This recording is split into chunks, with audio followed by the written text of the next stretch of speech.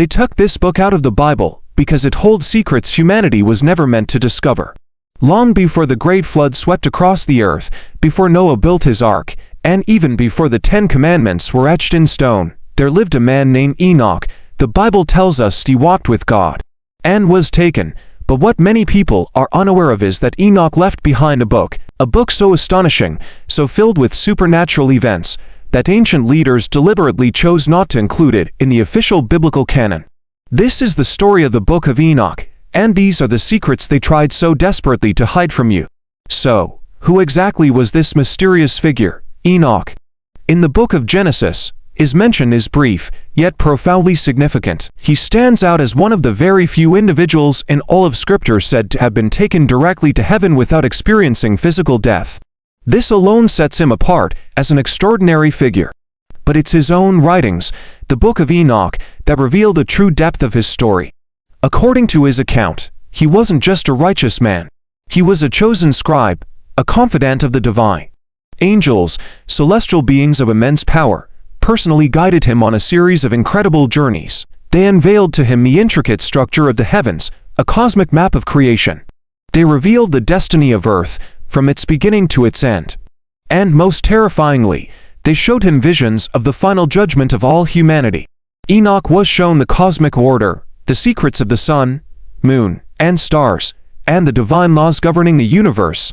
He was a man who saw behind the veil, witnessing realities that were far beyond the comprehension of ordinary mortals. This wasn't just a glimpse, it was a complete education in the hidden workings of creation, knowledge that would later be deemed too potent for the world to handle. Now, let's delve into the forbidden secrets that made this book so controversial. The Book of Enoch describes a group of celestial beings known as the Watchers. These weren't just any angels, they were a specific class tasked with observing humanity. But they did more than watch. Driven by lust for human women, 200 of these Watchers descended to earth, landing on Mount Hermon, and made a pact to defy divine law. They took human wives, an act that was a profound violation of the cosmic order. But their transgression didn't stop there. They began to teach humanity forbidden knowledge, secrets from heaven that mortals were never meant to possess. They taught the art of crafting weapons of war, turning metal into instruments of death. They revealed the secrets of sorcery and incantations, unlocking dark supernatural powers. They instructed humanity in astrology, the reading of the stars to predict the future, a practice that diverted faith from the divine to the cosmos. They even taught women the arts of seduction and adornment. This influx of forbidden knowledge unleashed chaos and corruption upon the world. And from their unholy unions with human women, a monstrous offspring was born. The Nephilim. These were giants of immense size and strength, beings of insatiable appetite who consumed the earth's resources and eventually turned on humanity itself, devouring them. According to the Book of Enoch, it was the corruption brought by the Watchers and the violence of the Nephilim that polluted the entire world, making the Great Flood not just a punishment, but a necessary cleansing of the planet. This was the core of the forbidden knowledge, the story of a divine rebellion that nearly destroyed creation from within. It's a narrative that ancient leaders believed was simply too dangerous, a truth that could shatter the foundations of faith and order. So, with all this incredible detail, why was the Book of Enoch ultimately not included in the Bible? The decision wasn't made lightly. For centuries, the book was widely read and respected. Early church fathers and scholars debated its place and its meaning. But as the structure of the Christian church became more formalized, councils were convened to decide which texts would form the official canon of Scripture. The Book of Enoch faced several major objections.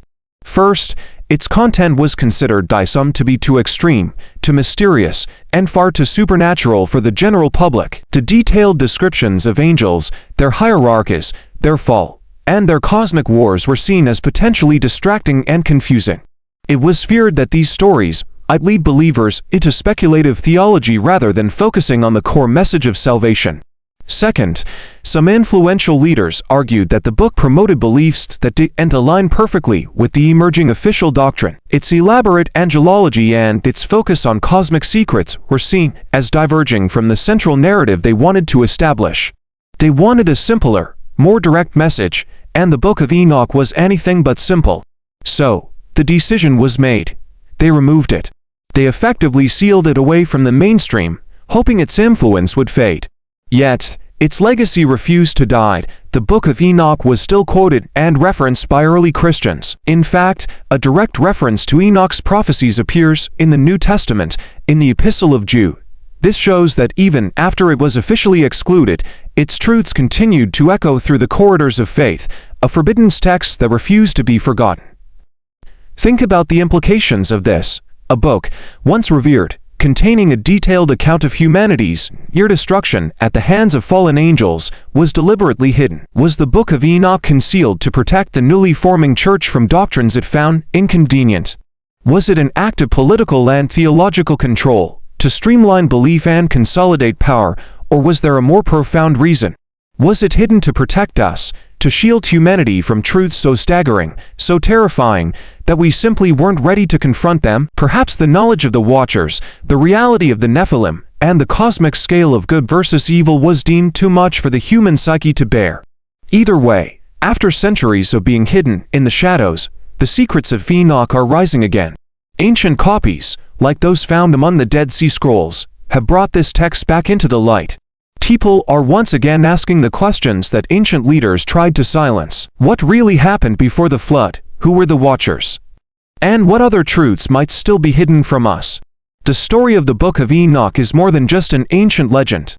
It's a testament to the idea that some knowledge is considered too powerful for the public, and it forces us to question who gets to decide what we are allowed to know about our own origins and our ultimate destiny. The conversation is far from over. Was the Book of Enoch hidden to protect the church's authority, or was it to protect us from truths we were never meant to handle?